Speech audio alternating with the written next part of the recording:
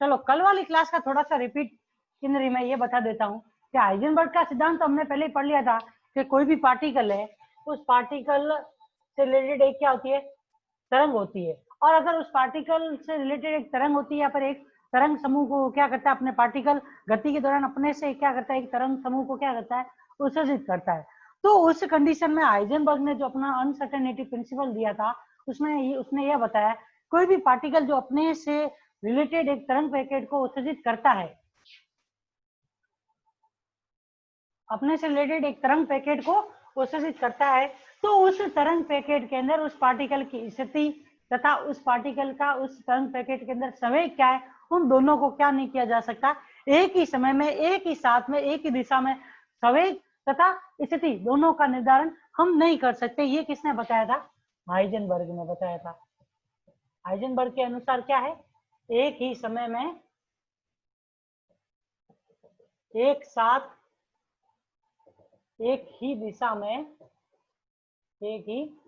में क्या नहीं कर सकते, संवेग p तथा स्थिति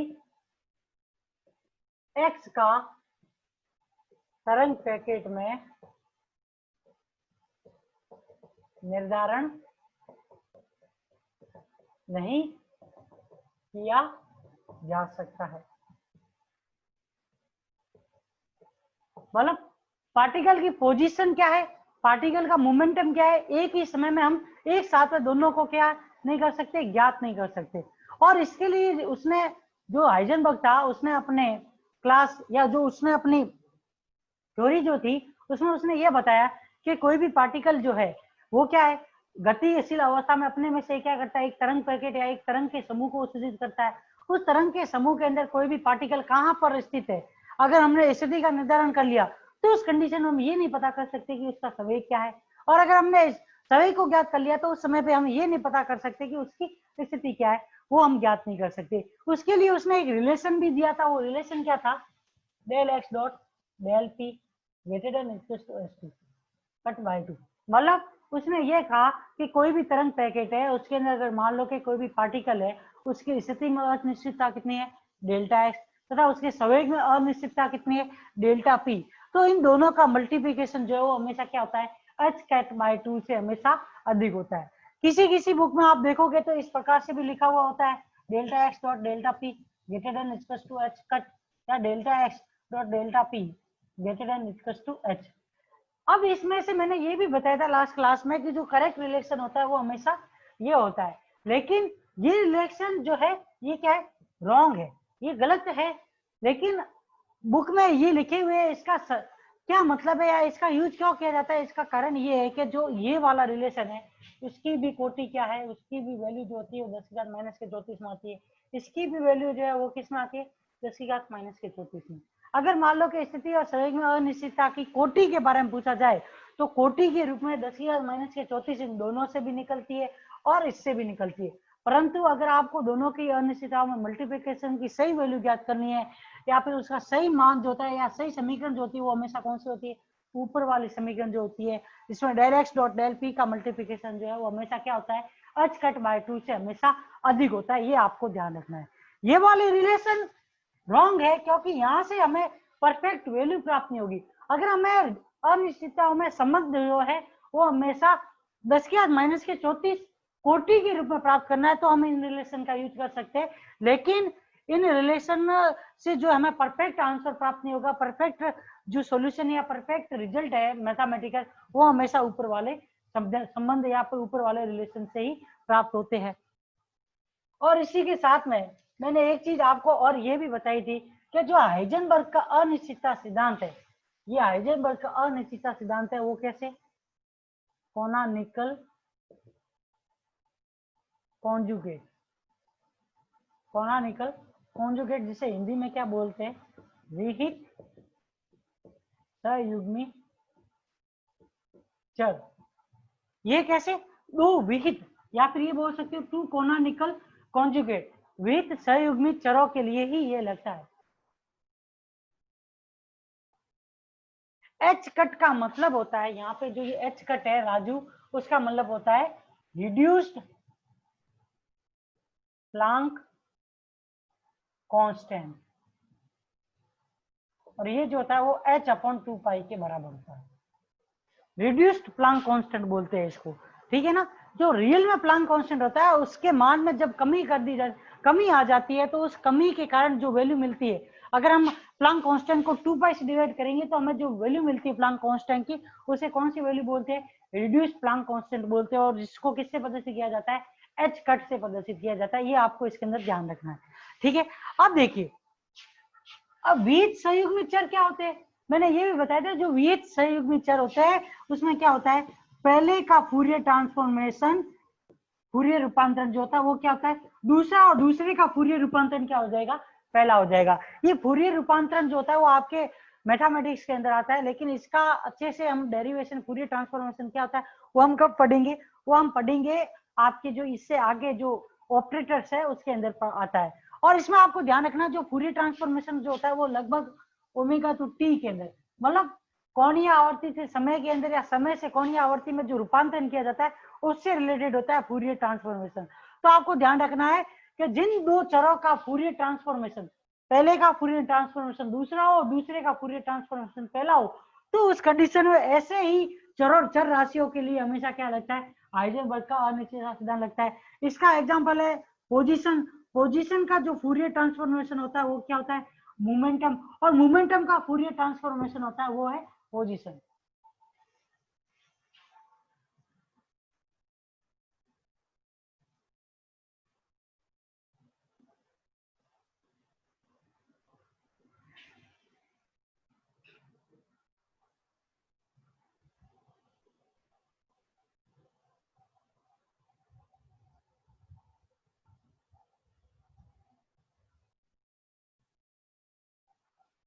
अभी मैंने, मुकेश तुम बोल रहे हो, मैं वापस बता देता हूँ। जो यहाँ पे मैंने ये लिखा था del x dot del p equals to H, अब इसका यूज करने का कारण मैंने अभी बताया था कि ये greater than equals to h क्यों लिखा है। मैंने क्या बताया कि जो परफेक्ट रिलेशन होगा हाइजेनबर्ग के अनुसार, जो परफेक्ट रिलेशन, जो सही रिलेशन तो था वो तो क्या था? वो सही रिलेशन था del x dot del p greater than equals to H cut by 2। ये इसका एकदम सही रिलेशन है। लेकिन अगर, और दूसरी चीज ये कि जो एच है उस एच की वैल्यू जो होती है वो क्या होती है? 6.62 into 10 to the power minus के 34। और इस एच कट की वैल्यू जो होती है वो क्या होती है? 1.054 into 10 to the power minus के 34। ठीक है, तो यहाँ पे ये जो रिलेशन लिखा है मैंने del x dot del p greater than equals to h, इसका मतलब ये है कि जो ये रिलेशन ये कभी भी सही नहीं होगा, ये वाला रिलेशन गलत है। लेकिन इसका यूज कब कर सकते हैं? इसका यूज इस समय कर सकते हैं जब हमें क्या करना हो, दोनों ही अनिश्चितताओं में मल्टीप्लिकेशन का मान किसके रूप में प्राप्त करना हो? ओनली फॉर किसके रूप में? 10 की घात माइनस के 34 40 के रूप में। मतलब 10 की घात माइनस के 34 ऑर्डर के अंदर हमें अगर क्या करना हो, इस रिलेशन को प्राप्त करना हो, तो ही उस कंडीशन में इस रिलेशन का यूज कर सकते हैं, या फिर एच का, या फिर किसका? Del x dot del p greater than equals to H cut का। क्योंकि आप देखोगे तो यहाँ पे एच कट और एच, इन दोनों के अंदर जो वैल्यू आएगी वो क्या होगी? 10 की घात माइनस के 34 के रूप में। लेकिन रियल में जो रिलेशन होता है अनिश्चितता का, हाइजेनबर्ग के द्वारा दिया गया था, वो क्या था? एच कट बाय 2 था।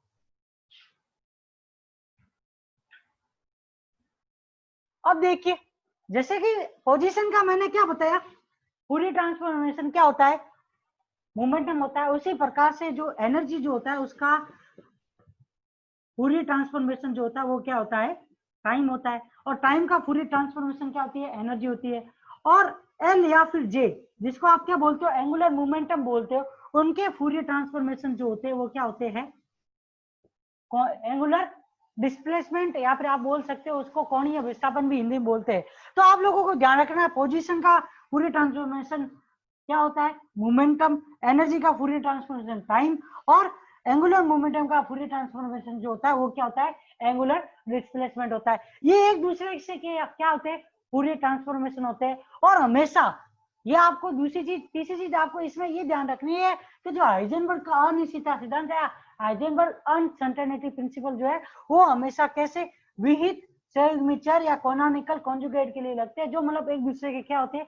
पूरे ट्रांसफॉर्मेशन होते हैं, उन्हीं के लिए ये नियम अप्लाई होता है। अदरवाइज ये किसी भी चीज के लिए अप्लाई नहीं होगा। और तीसरी चीज मैंने ये आपको इसके अंदर एक और पॉइंट आपको मैंने इसी के अंदर जो लास्ट वीडियो था उसमें ये बताया था क्या इस फॉर्मूले से कैसे अनिश्चितता सिद्धांत की पुष्टि होगी, वो भी आप देख लीजिए। अगर मान लो कि कोई भी पार्टिकल है, ठीक है, कोई भी पार्टिकल है, वो उससे रिलेटेड एक तरंग पैकेट है, उस तरंग पैकेट के अंदर मान लो कि हमको पार्टिकल की स्थिति एक्स के बारे में हमें क्या है पता है, या उसको हमने चला, या फिर उसका हमने क्या कर लिया, निर्धारण कर लिया, वो कहां पर स्थित है वो हमने पता कर लिया।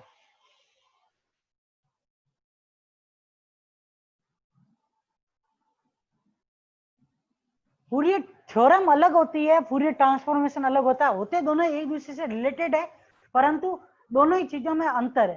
फूरियर ट्रांसफॉर्मेशन कुछ और होता है, फूरियर थ्योरम कुछ अलग होती है। थ्योरम अलग है, ट्रांसफॉर्मेशन का एक अलग से फॉर्मूला होता है जो आपके फाइनल ईयर में यूज होगा, इससे पहले आती नहीं है मैथमेटिक्स के अंदर, फूरियर और लाप्लास दोनों ही है, परंतु इसका यूज जब आएगा ऑपरेटर के रूप में तब मैं आपको बता दूंगा इसके अंदर इसका कैसे एक फॉर्मूले से डायरेक्ट यूज किया जाता है, उस समय हम पढ़ लेंगे। अब देखिए, तो जैसे कि मान लो कि अगर हमने क्या कर लिया, कोई भी तरंग पैकेट है, पार्टिकल है, पार्टिकल से रिलेटेड तरंग पैकेट होगा, उसी तरंग पैकेट के अंदर क्या होगा, पार्टिकल कहीं ना कहीं पे स्थित होगा। तो मान लो उस तरंग पैकेट के अंदर पार्टिकल कहाँ पर स्थित है वो हमने निर्धारित कर ली उसकी स्थिति को, तो उस कंडीशन में डेल्टा एक्स का मान क्या हो जाएगा, 0, क्योंकि स्थिति हमने निर्धारित कर ली, तो अनिश्चितता का मान तो क्या हो जाएगा, 0। डेल एक्स 0 हो गया, तो यहाँ पे del x dot del p greater than equal to 0, या फिर हम क्या लिखते हैं, एच कट बाय 2 लिखते हैं, तो वहां पे डेल्टा पी का मान क्या हो जाएगा, एच कट बटा 2 into del x. Del x का मान 0 है तो डेल्टा पी इज टू क्या आ जाएगा, इनफाइनाइट। मतलब सवेग में अनिश्चितता का मान क्या हो गया, अनंत। और अनंत की वैल्यू आपको मालूम, अनंत का मतलब क्या, कुछ भी मतलब नहीं है, कौन सी वैल्यू होगी, कहां पर है, कितनी वैल्यू, इसका कोई भी निर्धारण नहीं है। तो इसका मतलब ये हो गया कि अगर यहाँ से भी ये इस फॉर्मूले से भी ये सिद्ध हो रहा है कि अगर हम किसी भी पार्टिकल की स्थिति का निर्धारण कर ले तो उस कंडीशन हम क्या नहीं कर सकते, संवेग को निर्धारित नहीं कर सकते। अगर ये भी मान लो कि उस तरंग पैकेट के अंदर पार्टिकल के संवेग के बारे में हमें मालूम हो, या फिर उसके तरंग दैर्ध्य उस जिस तरंग पैकेट के अंदर स्थित है उस तरंग पैकेट के तरंग दैर्ध्य के बारे में भी हमको मालूम हो, तो हम क्या कर सकते हैं, संवेग का मान ज्ञात कर सकते हैं या मोमेंटम ज्ञात कर सकते हैं। और अगर हमको यहाँ मान लो कि मोमेंटम पी का निर्धारण, पी का मान पता हो, तो उस कंडीशन में डेल्टा पी 0 हो जाता है, और डेल्टा पी 0 होगा तो डेल्टा एक्स क्या हो जाएगा, इनफाइनाइट हो जाएगा। तो आप लोगों को ये ध्यान रखना है, अगर आपने किसी भी एक राशि का मान ज्ञात कर लिया तो उससे रिलेटेड उसकी अनिश्चितता क्या हो जाएगी, 0 हो जाएगी, या अनसर्टेनिटी क्या हो जाएगी, 0 हो जाएगी। जब अनसर्टेनिटी 0 हो जाती है तो उस कंडीशन में क्या हो जाएगा, उससे रिलेटेड जो दूसरी राशि है, जो उसका दूसरा कॉन्जुगेट है, वो क्या हो जाएगा, इनफाइनाइट हो जाएगा, या उसमें अनसर्टेनिटी इनफाइनाइट हो जाती है। ये आपको इसके अंदर ध्यान रखना है। और साथ में मैंने आपको 2 प्रकार के तरंग पैकेट या फिर 2 प्रकार के वेव के बारे में भी बताया था, और ये चीज भी मैंने बताई थी कि कोई भी पार्टिकल जो होता है उसको हम क्या करते हैं, उससे रिलेटेड तरंग पैकेट को हम क्या करते हैं, एक वेव फंक्शन से प्रदर्शित करते हैं, और वो वेव फंक्शन होता है वो क्या होता है, ए साइन ओमेगा टी माइनस के एक्स के रूप में हो सकता है, ए एक्सपोनेंशियल आयोटा के एक्स माइनस ओमेगा टी के रूप में हो सकता है। तो उस कंडीशन में मैंने आपको ये बताया था कि कोई भी पार्टिकल जो है उससे रिलेटेड एक तरंग पैकेट होता है, उस तरंग पैकेट को एक तरंग फलन के द्वारा प्रदर्शित किया जाता है, और इस तरंग फलन के अंदर जो पार्टिकल की स्थिति है उसका निर्धारण किसके द्वारा किया जाता है, आयाम के परिमाण के स्क्वायर से निर्धारित किया जाता है। जिस जगह पे इसका मान अधिकतम होता है वहां पर इसका मान अधिकतम, जहां पे अधिकतम होगा वहां पे कण के पाए जाने की प्रायिकता क्या होती है, अधिक होती है।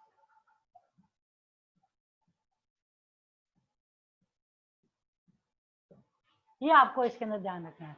मतलब कोई भी वेव पैकेट जो होता है उसको किस प्रकार से उसके किस वेव फंक्शन के रूप में, या तो कोस के रूप में, या तो साइन के रूप में, या फिर एक्सपोनेंशियल के रूप में, इस प्रकार से प्रदर्शित करते हैं।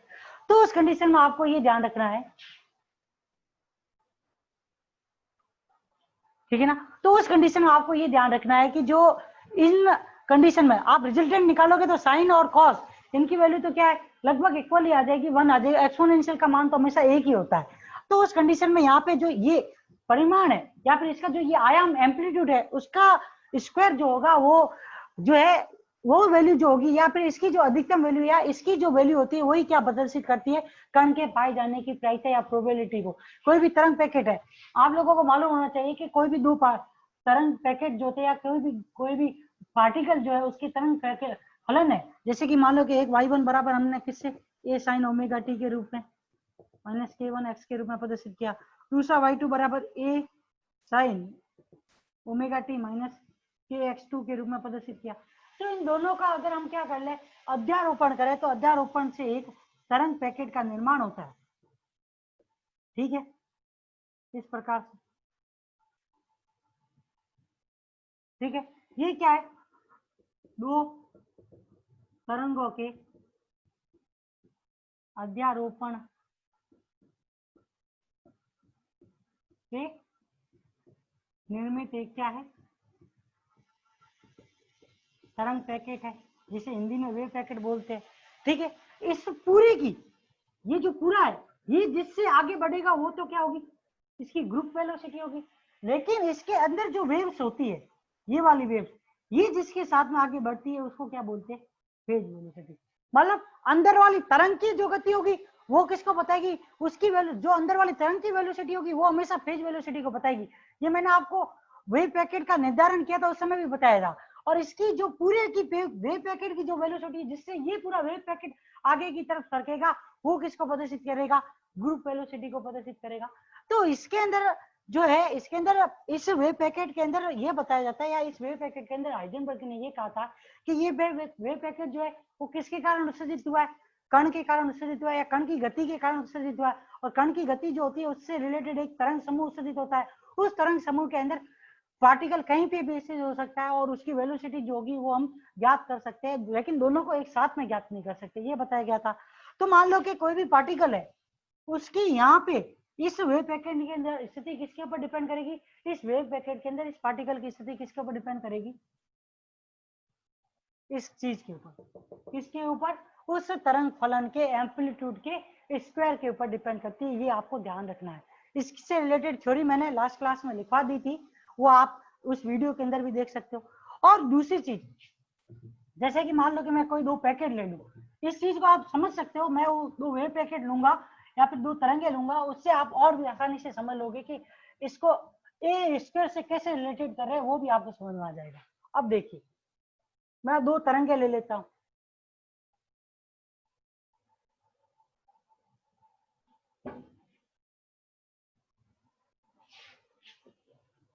दो मैक्सिमा के मध्य की दूरी को अपन वेवलेंथ बोलते हैं या फिर दो मिनिमास के मध्य की दूरी को क्या बोलते हैं, वेवलेंथ बोलते हैं उस तरंग की। ठीक है, और एक दूसरी तरंग जो है वो क्या है, वो इस प्रकार से दी।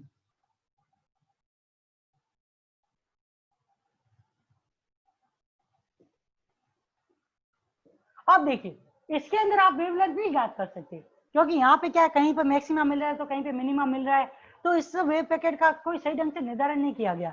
तो यहाँ पे लैम्बडा क्या है, निर्धारित है या फिर लैम्बडा का मान हमें मालूम है। और डी ब्रोगली वेवलेंथ से आप लोगों को मालूम है लैम्बडा बराबर क्या होता है, लैम्बडा ऑफ डी बराबर एच अपॉन पी। तो उस कंडीशन में पी बराबर क्या आ जाएगा, एच अपॉन लैम्बडा। अब आप देखिए इस वेव पैकेट के अंदर आपने क्या कर लिया, वेवलेंथ को ज्ञात कर लिया।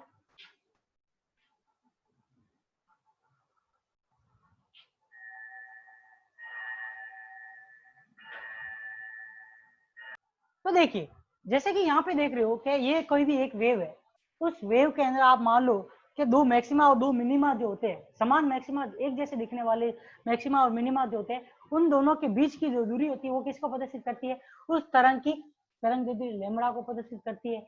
और डी ब्रोगली वेवलेंथ से लैम्बडा बराबर क्या होता है, एच अपॉन पी के। तो पी बराबर क्या आ जाएगा, एच अपॉन लैम्बडा। तो यहाँ पे आपने एच अपॉन लैम्बडा मतलब किस चीज का निर्धारण कर दिया, यहाँ पे पी का पता चल गया, तो यहाँ पे डेल्टा पी का मान क्या हो जाएगा, जीरो। जब डेल्टा पी का मान जीरो हो गया तो डेल्टा एक्स क्या आ जाएगा, इनफाइनाइट। तो आप लोगों को ये ध्यान रखना है कि कोई भी तरंग जिसकी अगर आप लोगों को क्या है तरंग दे के माले में मालूम हो, तो उस कंडीशन में आपको ये ध्यान रखना है इस प्रकार की तरंग के अंदर क्या होती है, स्थिति में क्या हो जाती है, अनिश्चितता आ जाती है।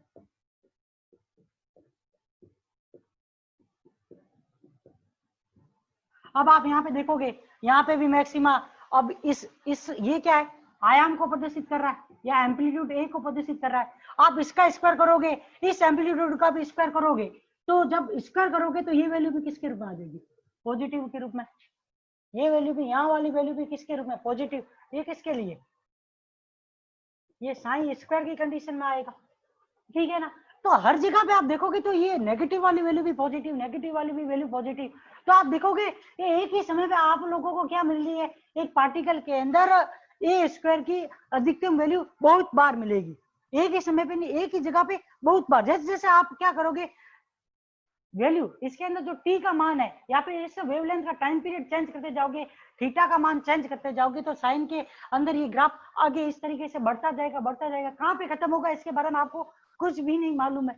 तो उस कंडीशन में आप देखोगे तो इसमें क्या है, आपको टाइम पीरियड मालूम है, वेवलेंथ मालूम है, परंतु ए का मान स्क्वायर, ए का स्क्वायर करोगे तो हर एक मैक्सिमा के ऊपर या फिर हर जगह पे मैक्सिमा आपको वापस रिपीट होता जाएगा। और मैक्सिमा रिपीट हो रहा है मतलब यहाँ पे ये मैक्सिमम बिंदु हर जगह पे, मतलब एक ही समय में बहुत जगह पे ये रिपीट हो रहा है, बहुत ही जगह पे रिपीट हो रहा है। तो आप लोगों को मालूम है कि उस कंडीशन जब ये एक ही जैसा मैक्सिमम बार बार रिपीट हो रहा है सेम वैल्यू वाला, तो उस कंडीशन में आप समझ लेना कि आप इस पार्टिकल के लिए, इस वेवलेंथ या इस तरंग वाले पार्टिकल के अंदर आप क्या कर सकते हो, उसके अंदर आप क्या कर सकते हो, आप मोमेंटम का तो निर्धारण एकदम सही ढंग से हो जाता है, परंतु उसके लिए क्या नहीं किया जा सकता, उस तरंग के अंदर पार्टिकल कहाँ पे स्थित है ये कभी भी निर्धारित नहीं किया जा सकता। उसकी अनिश्चितता में क्या आ जाती है, उसकी तरंग की स्थिति में क्या आ जाती है, अनिश्चितता आ जाती है। ये आपको इसके अंदर ध्यान रखना है, हमेशा ध्यान रखना। पार्टिकल, कोई भी पार्टिकल जिससे रिलेटेड एक कोई भी तरंग दी हुई हो और उसके तरंग दैर्ध्य के बारे में आपको एकदम से सही ढंग से मालूम हो, तो उस पार्टिकल के लिए आप कभी भी क्या नहीं ज्ञात कर सकते, स्थिति को ज्ञात नहीं कर सकते, उस तरंग के अंदर पार्टिकल कहाँ पे स्थित है वो कभी भी ज्ञात नहीं कर सकते।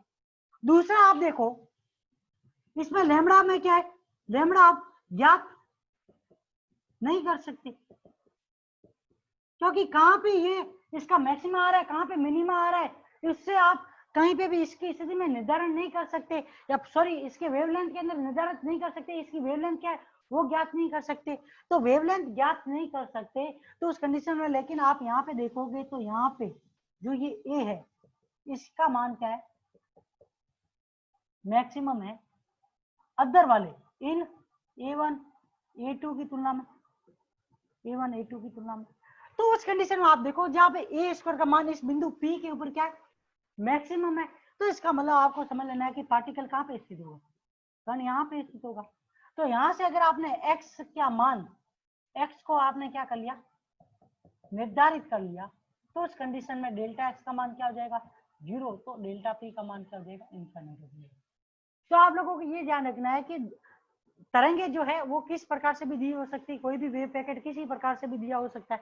अगर मान लो कोई भी वेव पैकेट है उसके अंदर तरंग इस प्रकार से दी गई है या उस वेव पैकेट को इस प्रकार से निर्धारित किया गया है, तो उसकी वेवलेंथ हम ज्ञात कर सकते हैं, उसकी वेवलेंथ के बारे में हम पता कर सकते हैं। अगर हम वेव लेंथ को हमने निर्धारित कर लिया तो उस कंडीशन में उस पार्टिकल की क्या हो जाएगी, मोमेंटम भी निर्धारित हो जाएगी। मोमेंटम निर्धारित हो जाएगी तो उस कंडीशन में हम क्या नहीं कर सकते, उसकी स्थिति को निर्धारित नहीं कर सकते, ऐसे वेव पैकेट के लिए या ऐसी वेव के लिए।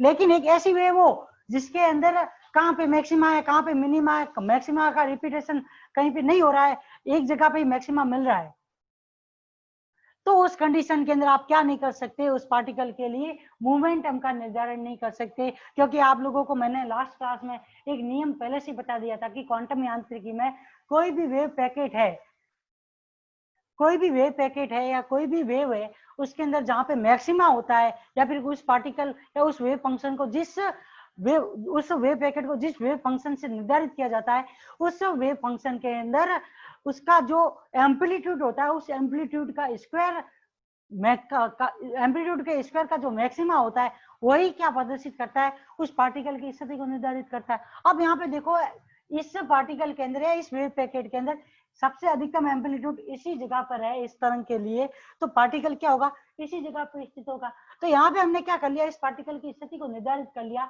तो उस कंडीशन में हम क्या नहीं कर सकते, उस कंडीशन में हम क्या नहीं कर सकते, इस पार्टिकल के अंदर मोमेंटम को ज्ञात नहीं कर सकती, क्योंकि स्थिति निर्धारित हो गई तो स्थिति में अनिश्चितता 0 हो जाएगी और मोमेंटम का अंदर अनिश्चितता क्या हो जाएगी, इनफाइनाइट हो जाती है। और साथ में ही ये भी बताया जाता गया था कि जो हाइजेनबर्ग था उसने क्या किया था, अपनी अनिश्चितता के लिए टोटल क्या दिए थे, 3 क्या दिए थे,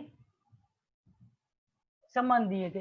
एक तो किस किस में, एनर्जी एंड टाइम के अंदर, एनर्जी और टाइम में जो रिलेशन था वो क्या था, delta E dot delta t greater than equal to h by 2। और इसी प्रकार से एंगुलर मोमेंटम एल तथा फाई में एक रिलेशन जो दिया था वो क्या था, delta L dot delta phi greater than equal to h। ठीक है ना, ये तीन रिलेशन इसमें दिए थे। और तीसरा जो अपने अभी मैंने आपको एक फॉर्मूले के रूप में बता दिया था, delta s dot delta p क्या होता है, greater than equal to h by 2 होता है। ठीक है ना,